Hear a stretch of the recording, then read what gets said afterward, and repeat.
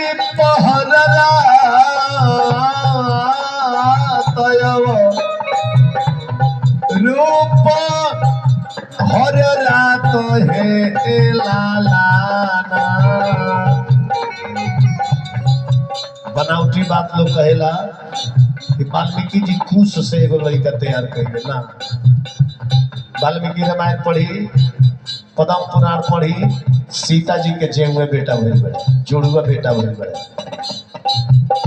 हम जितना पढ़ी ले उतना गाई ले, बनावटी बात ना बोली ले मंच पर। ए लालना सीता जी के भइल दूगो सुगु मारो तो जंगल में मंगल होला है। ए लालना सीता जी के भइल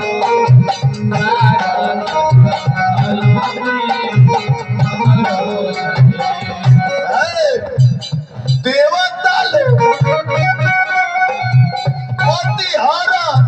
शैले तो भूला बारी, शैले तो भूला बारी, शैले लोहे लालना कदर भालू का महराही लीले तयती सुखा पहिले नोहे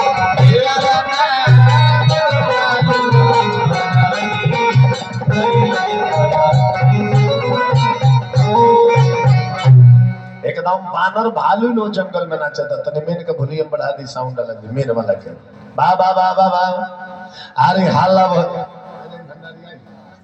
नाच दो अरे लो कुछ के भैया के खुशी में नाचे के बा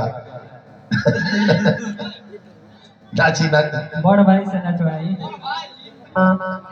ठारकोड़ भाई मनु हां दोनों भाई हैं सब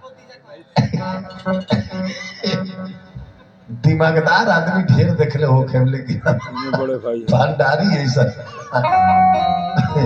विचार करी अपने को उन्हें से चलनी है तो कनी ऐसा भंडारी दूधू को रोटी बना के रख ले रही है कि नाश्ता करके मंच पर बैठे तो ना तो सवेरे के भोजन कहीं नहीं जाए रोटी बनौले ले जी एक रोटी में हमने के 3 आदमी के नाश्ता हो गई ना। अब बताइए जो कितना साइज से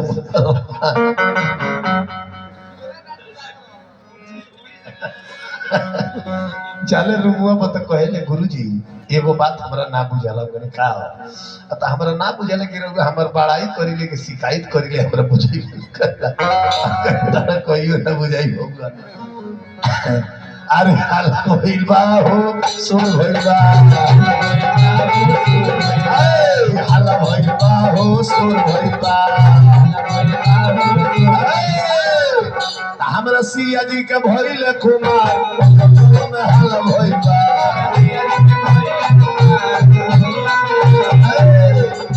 इहो कोनो समय में फिल्म के गीत रहे आ जाना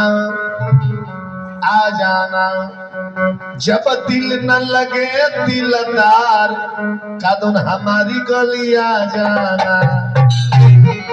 दिल न लगी तो ओकरा गली में चल जाइए 2-4 हाथ लग जाइए पीने से दिल लगे अरे हाला भइल बा हो शोर भइल बा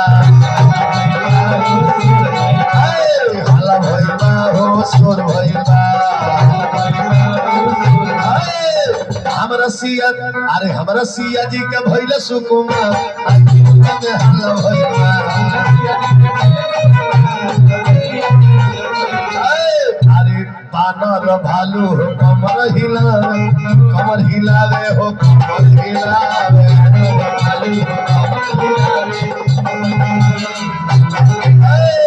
औरी का अरे हाथी नाचता रे देखी कोई हजार में मंगल हो पता नाचता रे हाथी कोई हजार वो जंगल में मंगल हो पता।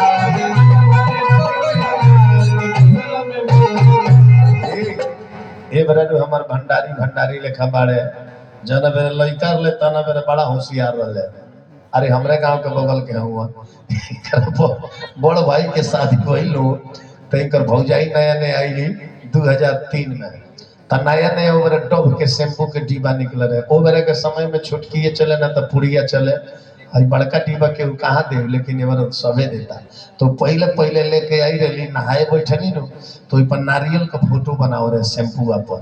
तो इनकरा बुझाइल जे कोनो खाए वाला चीज ते जाके के भौजी तनी दो ना, तो हेतन हाथों पर गिरा दले कि बाहर वजह के नहई है, आई टॉप देने लेके जीभिया से चाट गईले।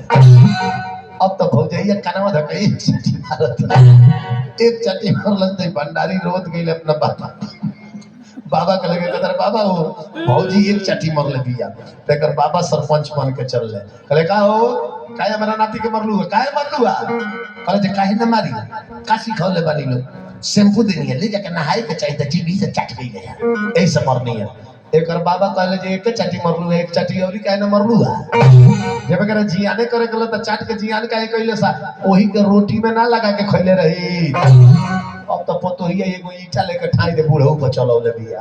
अब बूढ़ऊ गइल बड़े बुढ़ियो के लगे, बूढ़ऊ बुढ़ियो के लगे गइले का हो, एकरा के एक चटी हमरा के एक ईटा देले बिया।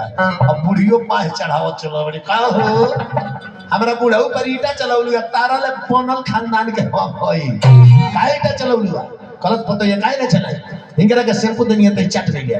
ई अइले पंचायती करे त कहत रे वही के रोटी में लगा के काहे न खइला सा। तब बुढ़िया कहत रे ये करी आज एक एक ईटा चलौलू, एगो औरी काहे न चलौलू है। ई बबे नाते मिल के अपने खाए के फेर में बाड़े सन, आ ये कठे दाली में डाल दे तो घर भर के लोग ना खाई। पतोहिया कहले जे पूजा खानदान के बढ़े जा बबुआ ध्यान दियो। ए जे सोहर गावे ला अनेक अनेक प्रकार के, एगो हमनी के यहाँ सोहर गावे ला लो, हमनी के घरे जब लड़का होला तो अगर लड़का घर में जन्मल लो